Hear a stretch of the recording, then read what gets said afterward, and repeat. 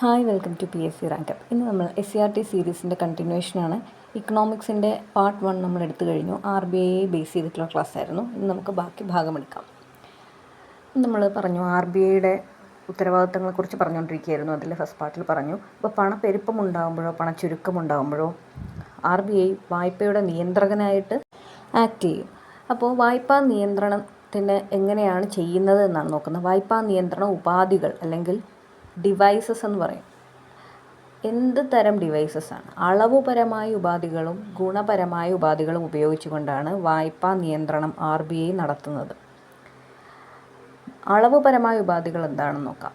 Bank നിരക്കുകളിൽ മാറ്റം വരുത്തൽ, reserve നിരക്കുകളിൽ മാറ്റം വരുത്തൽ, പരസ്യ വിപണി പ്രവർത്തനങ്ങൾ. അടുത്തത് ഗുണപരമായ ഉപാധികൾ ഏതൊക്കെയാണെന്ന് നോക്കാം. 1 മാർജിൻ ആവശ്യകത, 2 ധാർമ്മിക പ്രേരണ. നമുക്കിതിൽ അളവുപരമായ ഉപാധികൾ നോക്കാം. ബാങ്ക് നിരക്കുകളിൽ മാറ്റം വരുത്തൽ, റിസർവ് നിരക്കുകളിൽ മാറ്റം വരുത്തൽ, പരസ്യ വിപണി പ്രവർത്തനങ്ങൾ.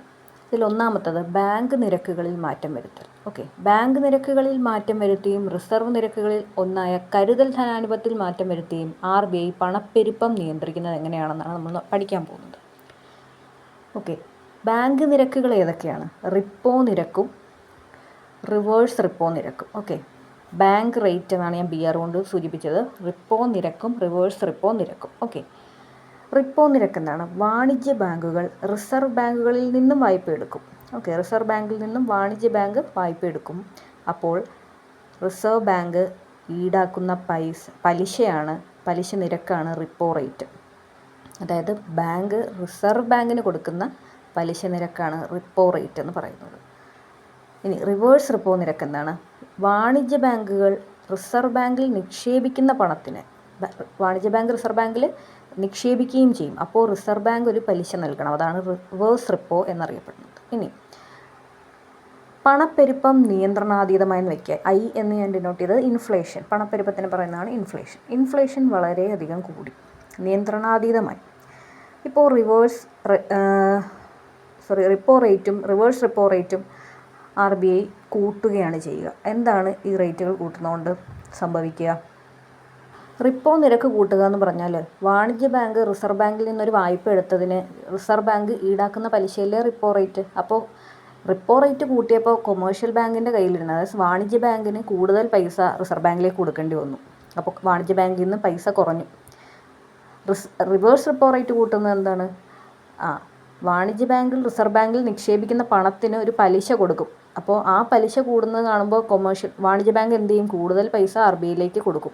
അപ്പോൾ റിവേഴ്സ് റിപ്പോ റേറ്റ് കൂടുമ്പോൾ കൊമേഴ്ഷ്യൽ ബാങ്ക് RBIയിൽ ഡെപ്പോസിറ്റ് ചെയ്യുന്നതും കൂടും. അങ്ങനെ കൊമേഴ്ഷ്യൽ ബാങ്കിൻ്റെ കയ്യിലിരിക്കുന്നത്, വാണിജ്യ ബാങ്കിൻ്റെ കയ്യിലിരിക്കുന്ന പൈസ വീണ്ടും കുറയും. അപ്പോൾ അവർ ലോൺ കൊടുക്കുന്നത് കുറയും. അപ്പോൾ ആളുകളിലേക്ക് പണം എത്തുന്നത് കുറയും. പക്ഷേ ഈ ബാങ്ക് റേറ്റുകൾ കൂടുന്നത് കാണുമ്പോൾ ആളുകൾ ഡിപ്പോസിറ്റ് ചെയ്യും പൈസ. അപ്പോൾ മാർക്കറ്റിലെ പൈസ കൂടുതൽ എവിടെ വന്നു? ബാങ്കിൽ വന്നു. കൊമേഴ്ഷ്യൽ ബാങ്ക് അല്ലെങ്കിൽ വാണിജ്യ ബാങ്കിൽ നിന്ന് നേരെ RBIയിലേക്ക് പോയി. അപ്പോൾ RBI എങ്ങനെയാണ് ബാങ്ക് റേറ്റ് കൂട്ടിക്കൊണ്ട് ഇൻഫ്ലേഷൻ നിയന്ത്രിച്ചതെന്ന് കണ്ടല്ലോ.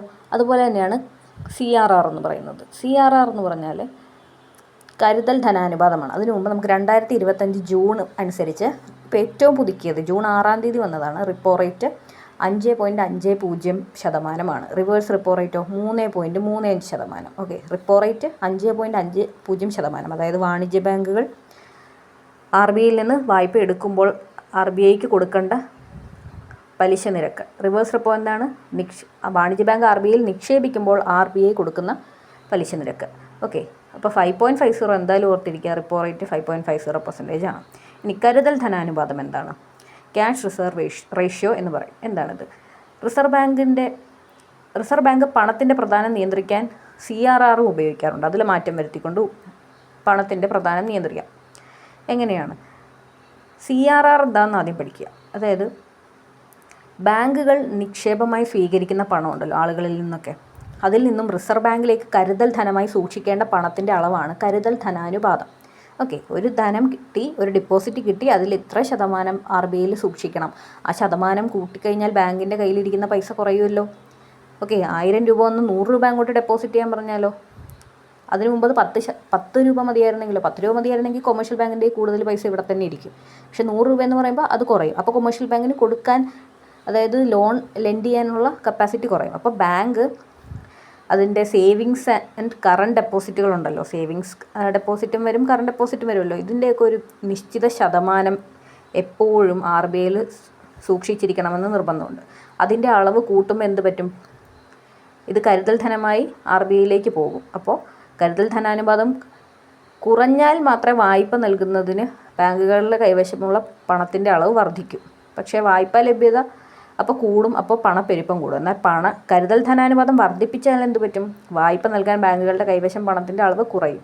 ഇത് വായ്പാ ലഭ്യത കുറയ്ക്കും, അപ്പോൾ ജനങ്ങളുടെ കൈവശമുള്ള പണത്തിൻ്റെ അളവും കുറയും. അങ്ങനെ നമുക്ക് ഇൻഫ്ലേഷൻ അല്ലെങ്കിൽ പണപ്പെരുപ്പത്തിനെ കുറയ്ക്കാം, നോർമൽ രീതിയിലേക്ക് കൊണ്ടുപോകാൻ പറ്റും. CRR കുറഞ്ഞാൽ ബി മണി എന്ന് എഴുതിയേക്കുന്ന ബാങ്കിൻ്റെ മണി, കയ്യിലുള്ള മണി, അതായത് വാണിജ്യ ബാങ്കുകളുടെ കയ്യിലുള്ള മണി കൂടുകയും അപ്പോൾ ലോൺ അവർ കൂടുതലായിട്ട് കൊടുക്കുകയും ആളുകളുടെ കയ്യിൽ കൂടുതൽ പൈസ വരികയും ചെയ്യും. അപ്പോൾ നമ്മളിപ്പോൾ എന്താ പറഞ്ഞത്? നമുക്ക് പണപ്പെരുപ്പമാണെന്ന് വിചാരിക്കുക. അപ്പോൾ CRR RBI കൂട്ടും. അപ്പോൾ റിപ്പോ റേറ്റ് കൂട്ടി, റിവേഴ്സ് റിപ്പോ റേറ്റ് കൂട്ടി, CRRും കൂട്ടി. എന്ത് ചെയ്യും? അപ്പോൾ കൊമേഴ്ഷ്യൽ ബാങ്കിൻ്റെ കയ്യിലുള്ള പൈസ കുറയും. അപ്പോൾ ലോൺ കൊടുക്കാൻ അവർക്ക് അത്രയും പൈസ ഉണ്ടാവില്ല. അപ്പോൾ ആളുകൾക്ക് ലോൺ കിട്ടില്ല. അപ്പോൾ അവരുടെ കയ്യിൽ അധികം പൈസ ഉണ്ടാവില്ല. ജനങ്ങളുടെ കൈവശമുള്ള പണത്തിൻ്റെ അളവും കുറയും. അങ്ങനെ നമുക്ക് പണപ്പെരുപ്പം നിയന്ത്രിക്കാം. RBI പണപ്പെരുപ്പം നിയന്ത്രിക്കുന്നു. ഇതാണ് നമ്മൾ CRR വെച്ചിട്ട് എങ്ങനെയാണ് പണപ്പെരുപ്പം നിയന്ത്രിക്കുന്നതെന്ന് പറയുന്നത്. ഓക്കെ, അങ്ങനെ നമുക്ക് ഇൻഫ്ലേഷൻ കുറയ്ക്കാം.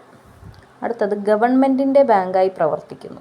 ഗവൺമെൻറ്റിൻ്റെ അക്കൗണ്ടുകൾ സൂക്ഷിക്കുന്നു, ബാങ്കിങ് സേവനങ്ങൾ നൽകുന്നു, ധനകാര്യ മാനേജ്മെൻറ്റ് നടപ്പിലാക്കുന്നു. റിസർവ് ബാങ്ക് ഓഫ് ഇന്ത്യ ചെയ്യുന്ന കാര്യങ്ങളാണ് കേട്ടോ. കൂടാതെ ഗവൺമെൻറ്റിൻ്റെ പണനയം, ധനനയം തുടങ്ങിയവയിൽ ഉപദേശം നൽകുന്നതും റിസർവ് ബാങ്കാണ്. പണനയം ആരാണ് തീരുമാനിക്കുന്നത്? അത് റിസർവ് ബാങ്ക് ഓഫ് ഇന്ത്യ തന്നെയാണ്. മോണിറ്ററി പോളിസി കമ്മിറ്റി ഉണ്ട്. മോണിറ്ററി പോളിസി എന്ന് പറയും പണനയത്തിന്. ധനനയത്തിന് ഫിസ്ക്കൽ പോളിസി എന്നാണ് പറയുന്നത്. അത് ഗവൺമെൻറ്റാണ് നടത്തുന്നത്, ധനനയം. ഓക്കെ, മോണിറ്ററി പോളിസി അല്ലെങ്കിൽ പണനയം കൊണ്ടുവരുന്ന ആരാണ്? റിസർവ് ബാങ്ക് ഓഫ് ഇന്ത്യയുടെ മോണിറ്ററി പോളിസി കമ്മിറ്റിയാണ്. അവരാണ് ഈ റിപ്പോ റേറ്റും റിവേഴ്സ് റിപ്പോ റേറ്റും ഒക്കെ റിവൈസ് ചെയ്യുന്നത്. ഓക്കെ, RBIയുടെ അടുത്ത ഒരു കടമയാണ് വിദേശ നാണ്യ കരുതൽ ശേഖരത്തിൻ്റെ സൂക്ഷിപ്പ്. നമ്മുടെ സമ്പദ് വ്യവസ്ഥയിലെ വിദേശ നാണ്യ ശേഖരം എന്ന് പറഞ്ഞാൽ വിദേശ കറൻസി മാത്രമല്ല, സ്വർണ്ണ ശേഖരവും കൂടെയാണ്. ഇതിൻ്റെ എല്ലാം കാവൽക്കാരനാരാണ്? RBI ആണ്. അടുത്തത് റിപ്പോർട്ടുകളുടെ പ്രസിദ്ധീകരണം. എന്തെല്ലാം റിപ്പോർട്ട്? ഇന്ത്യയിലെ ബാങ്കിങ് പ്രവണത, പണനയ റിപ്പോർട്ടുകൾ, ഉപഭോക്തൃ സർവേകൾ. അപ്പോൾ പണനയം പുറപ്പെടുവിക്കുന്ന RBI ആണ്, പണനയ റിപ്പോർട്ട് വയ്ക്കുന്നതും RBI ആണ്. ഉപഭോക്തൃ survey, RBI bulletin, statistical supplement തുടങ്ങിയ വിവിധ റിപ്പോർട്ടുകൾ RBI വിവിധ കാലയളവിൽ പ്രസിദ്ധീകരിക്കാറുണ്ട്. അപ്പോൾ പണനയ റിപ്പോർട്ട് വയ്ക്കുന്ന ആരാണ്? RBI ആണെന്ന് ഓർത്തിരിക്കുക. ഓക്കെ, അപ്പോൾ പലതരം റിപ്പോർട്ടുകളുടെ ഇവിടെ അതിൻ്റെ ഫോട്ടോസാണ് കാണിച്ചിരിക്കുന്നത്. അപ്പോൾ പണപ്പെരുപ്പം വരുമ്പോൾ RBI CRRും റിവേഴ്സ് റിപ്പോ റേറ്റും എല്ലാം കൂട്ടുന്നു എന്ന് ഓർത്ത് വെച്ചിരിക്കുക കേട്ടോ. ഇതെപ്പോഴും ചോദിക്കാറുള്ളതാണ്. അപ്പോൾ നമ്മൾ RBIയുടെ ഒരു പോർഷൻ കവർ ചെയ്തിട്ടുണ്ട്, ടെക്സ്റ്റ് ബുക്ക് ബേസ്ഡ് ആയിട്ട്. അത് മനസ്സിലായിട്ടുണ്ടെന്ന് വിശ്വസിക്കുന്നു. അപ്പോൾ കൂടുതൽ ക്ലാസ്സിനായി സബ്സ്ക്രൈബ് ചെയ്യുക. Thank you.